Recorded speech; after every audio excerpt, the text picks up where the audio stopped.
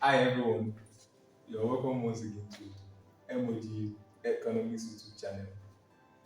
And at this point, I would like us to do a quick recall of what we looked at in the last class. So in the last class, we looked at one of the few applications of the concept of difference equation, which is the income determination model. So and there we only consider the case of a two-sector economy where we have the real income being equal to consumption, being a function of consumption and purely an investment.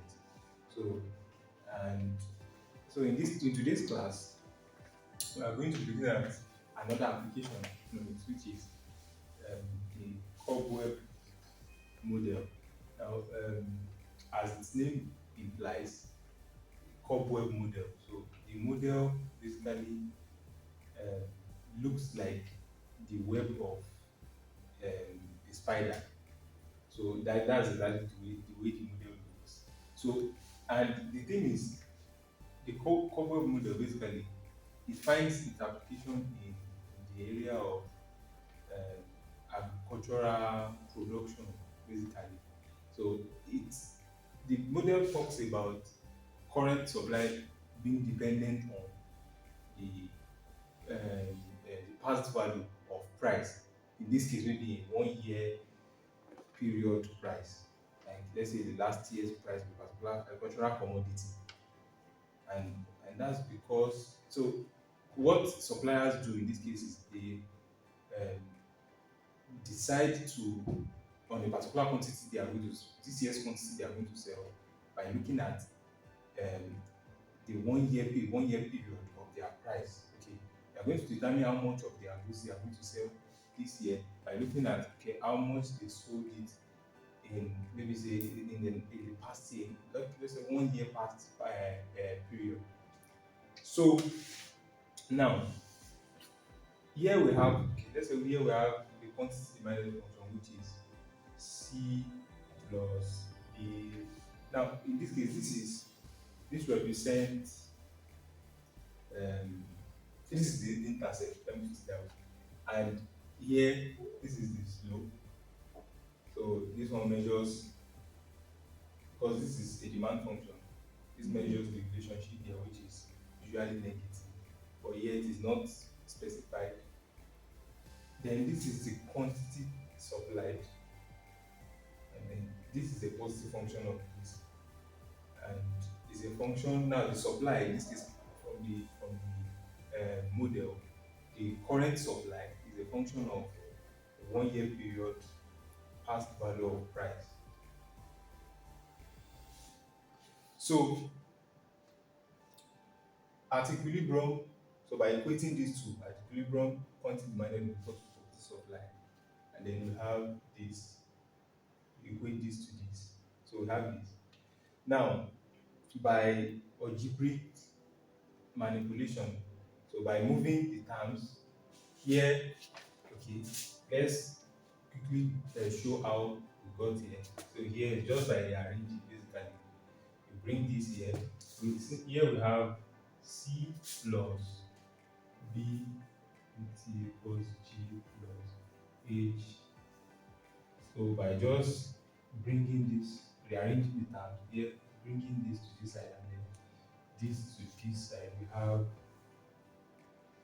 um, BPT, bringing this here, we have this, then G, we have this. So, okay, what we'll do is let's leave this down here. Like, let's leave this here. Let's still have this on this side. Plus G minus C. So here we are dividing through by P. We have so here we have PT equals this. So that's how basically how we got this. So now here we are saying since B is less than 0, here it is the meaning of this is that it is negative. Now, from this function, b applies here, b appears here rather, and here, like I said the other time, is negatively. This is negatively related to this, an inverse function of this. So this is usually negative, and so this is less than zero, showing that okay, this is negative in this case. And the h being greater than zero here shows this is positively related to this. The supply function, the higher the price, the higher the quantity. So this is positively related. That's why it is greater than zero. So now here the ratio of this is basically not equal to 1. So it's either now, because here this is greater than 0, this is positive, this is negative. So the result will be negative, or but it can be equal to 1. Now depending on the size of this, if this is, let's say, 2, I just assume value, if this is 2 and this one is minus 3, that will be 0.66. So it's not equal to 1, and again the value will be negative. The value of this ratio is 2, because this is greater than 0 and this is positive and this is negative. So the resulting value of this will be negative.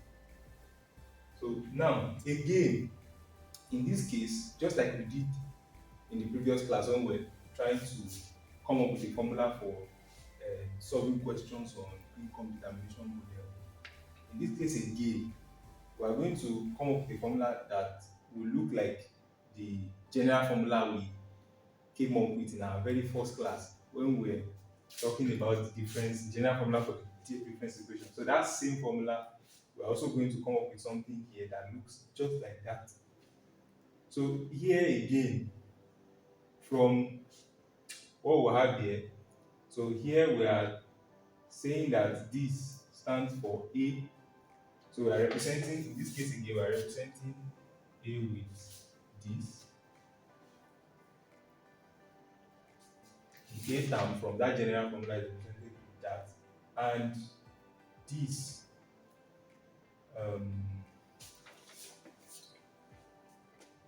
then, okay, our B, okay, yes, this. The HB is represented as this. So this H over B is what we are represented with B. So now, if we replace this into this, then we'll have something like this. So representing this with this changes to this, and then this from there changes to this. Okay. And then, alright, okay. B from there is this. Then, yeah. So here, this B vanishes because here we have it both in the denominator and in the numerator. So when so at the end of it, they cancel out. The one here and here cancel out. So here we have this reducing to this after they cancel out. So now we have this, the same thing happens here with this is, sorry, so this is supposed to be B. Yes, this is supposed to be B. So again, they cancel out. Now, this is what we have. Now at equilibrium, this and this will be used for.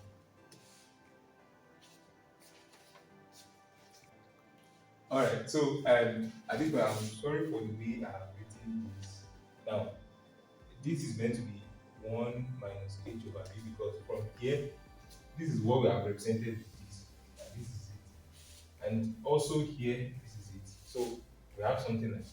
Now, this, which is what we have here, this denominator here, is the same thing as this. Now, the LCM here, or here, this one here can be written to look like a fraction, like over 1, and then we have this. So here we have b, and then we have the long division line. Then here we have this. So if we say this divided by this, we have b. Then multiply it by 1, here you have b. Just following the elementary this thing. Then b divided by b is 1. Multiplied by h, we have h. So here, that's how. So here we have b minus h over b. So this becomes b minus h over b. Now, because b appears in the denominator, it also appears in the numerator. When you show the okay, let me just quickly show that. If we have g minus c over b, then divided by, now what we have here, b minus h over b. This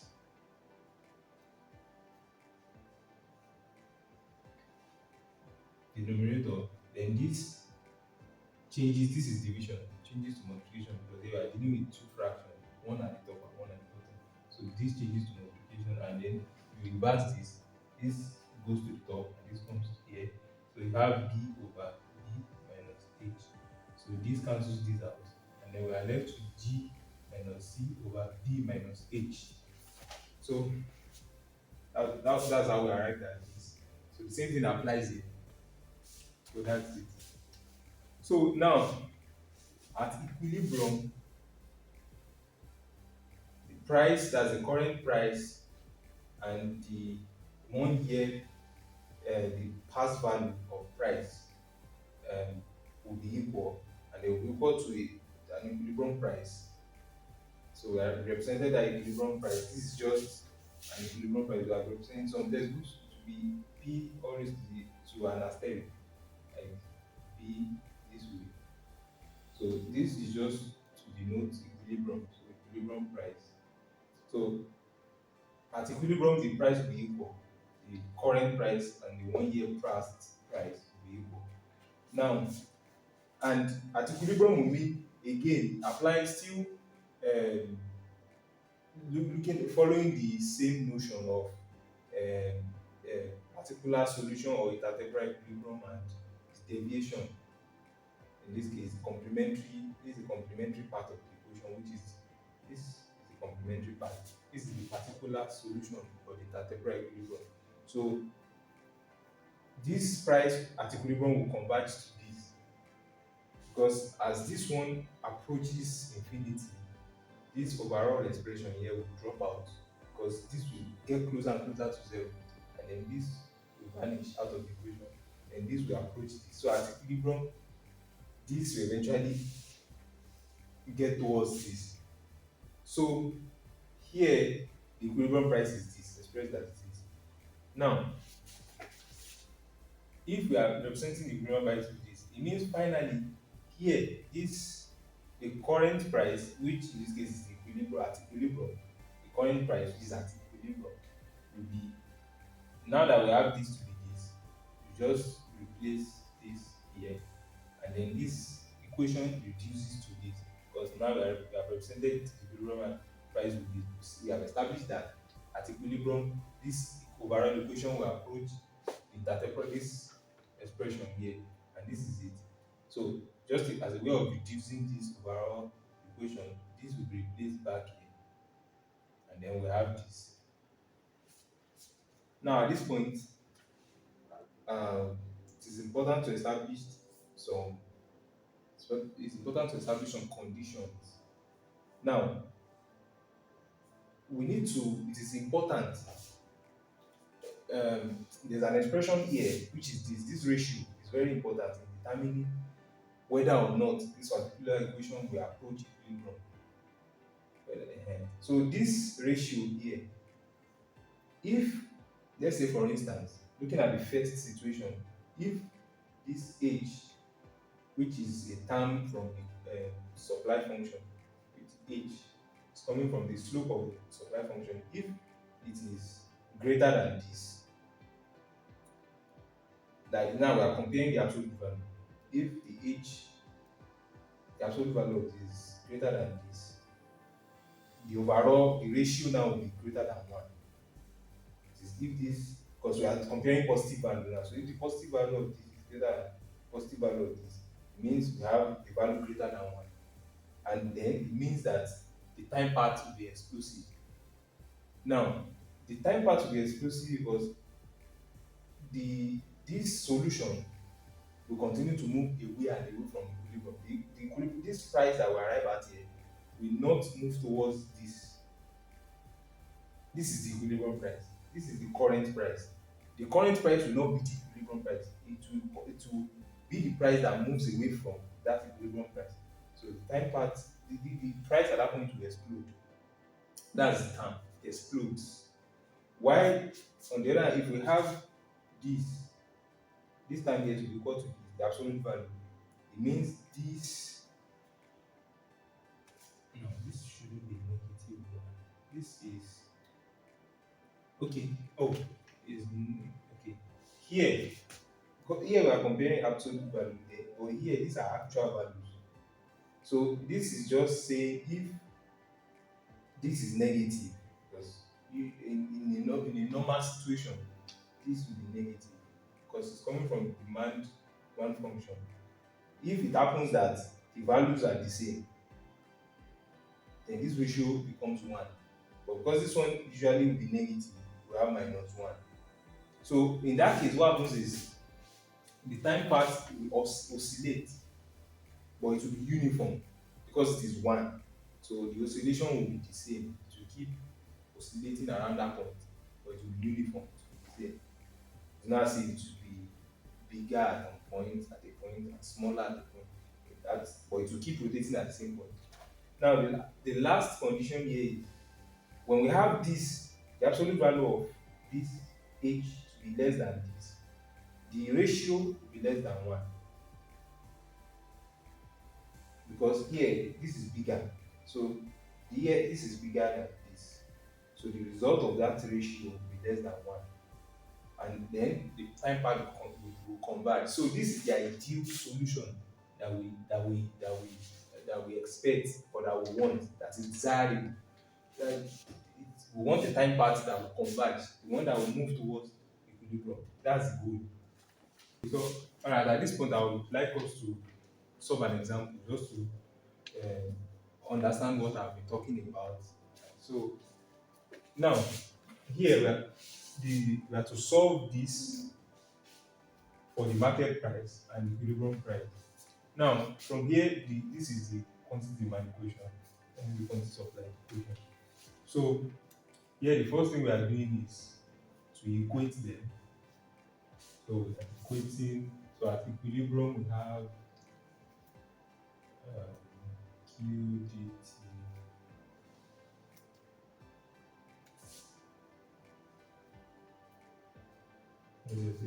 Let's say at equilibrium.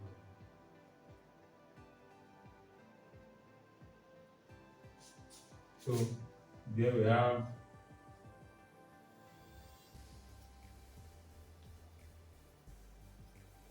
being equals to, here we have -10 plus 0.2 pt -1. Now, at equilibrium,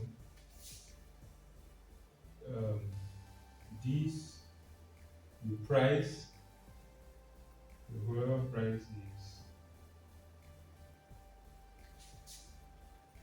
So now, for the Cobweb model again, I said the current, since we are saying that it is a model that says that okay, current supply of a product depends on the 1 year price of that past price of that commodity. It means that the current price must be a function of the past price. That is, this must be a function of this, and that is why this is equal to this. Just to show in the Cobweb model, to show that okay, the current price will be equal to the 1 year past price. Now, here we have, so following this becomes PT. So we have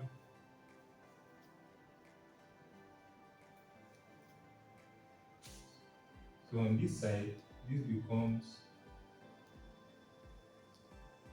so here by collecting like terms, this comes here, this comes here. So we have 86 plus 10 equals 0.2 pt plus 0.8 pt. So here we have 96, and here we have pt, because this is 0.2 plus 0.8 is 1, which is 1.0 or 1, which is same as pt.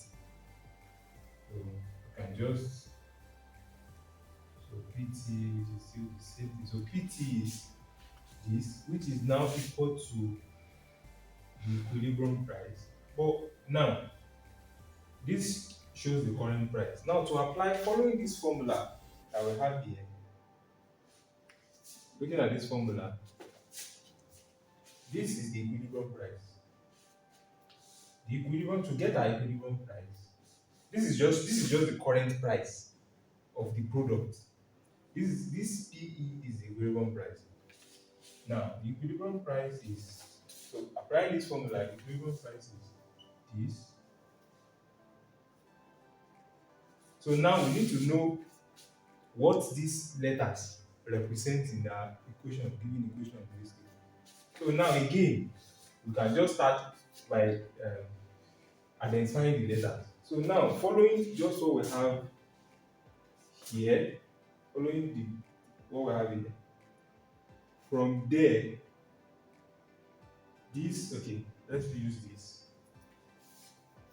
This is our, okay, let's have something like this. Okay, from here, let's use this. This is our C.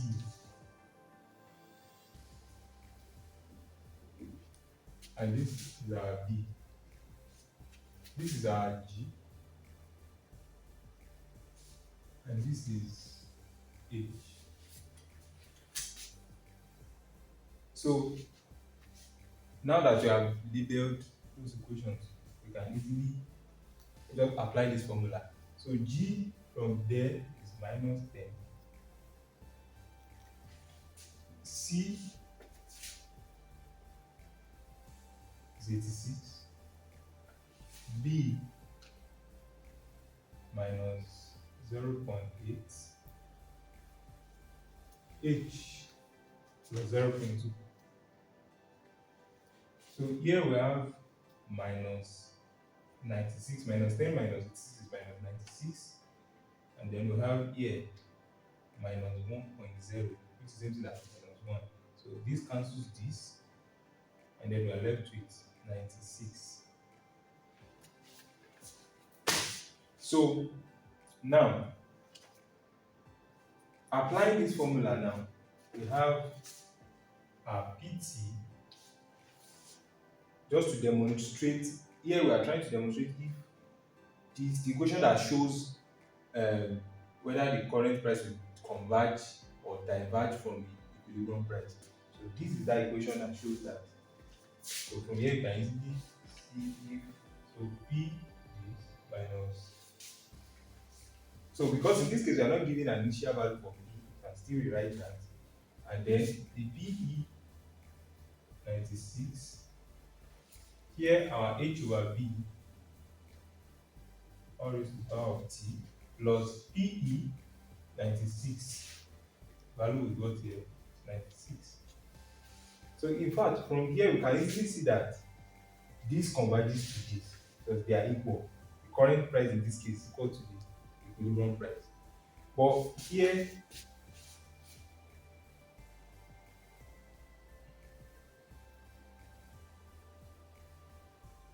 we have this ratio from there. H is 0.2. This is, so from this ratio we have this to be 0.2. This is minus 0.8. Now, this becomes 0.2 divided by this. Now, I want, at this point, I want us to do something. Now, this ratio, if you look at this ratio here, I want us to identify which of these or let me put it this way, looking at this ratio, here we can see that this h here, which is the numerator, is 0.2, and this, so this is positive and this is negative. This is positive.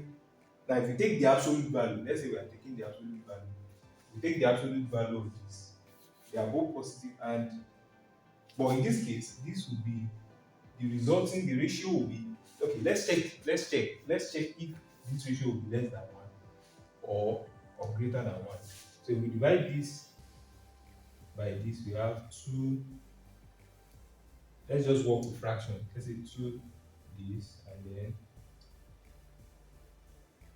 this cancels this out. Then here we have, so we have 0.25. So this is less than 1. So the absolute ratio of this is less than 1. So it shows that our equation will actually converge. So if you move this pt here, actually converges to this. And that's why here the values are even equal. But now to demonstrate, to further or to, as a way of helping us understand this better, if we continue to vary the value of t in this case, that is, if we continue to increase t, that is, as this one tends to infinity, let's say 1, as we let's continue picking higher values of t, 1, 2, 3, 4, 5. So if we continue increasing this value of t like that, this will keep getting smaller, and then it continues like that till it gets to 0, and then this whole expression from this equation will fall out, will drop, and then this will now be equal to this. That's what happens. And the reason is because this ratio, that's why this ratio really matters. The value, the resulting value of this ratio is what determines everything. If this is less than 1, increasing the value of t will make sure that we ensure that the current price equals the equilibrium price. That's the only way to convert. If this ratio here is not, the absolute value of this ratio here is not less than 1, it is greater than 1, our equilibrium will explode. That is, equilibrium will not. There's something in the last, when I was teaching, I remember when I was teaching, when I was introducing the concept, I talked about stability condition. An equilibrium can be considered stable only when, if there's a disequilibrium to that equilibrium state, it will restore itself. That's only when you can consider such an equilibrium to be stable. But if in a situation whereby, okay, there's a policy change in the there's a change in the policy environment, or maybe there's a shock that alters the equilibrium, that state will not be restored. It will continue like that. So that's basically what it is. So at this point, I would like to give us an assignment. All right. So the assignment is solve this and this for market price and equilibrium price. And now you have to state whether or not the market price will converge with the equilibrium price. All right. So our next topic is um, Aerodoma model. So it's just another application, which is going to be the last application for this class, for this topic. So we're going to be applying, looking at the Aerodoma model. All right, thanks once again. And again, if you have 1 or 2 questions for us, you can drop them in the comment section below. And see you in the next class. Bye for now.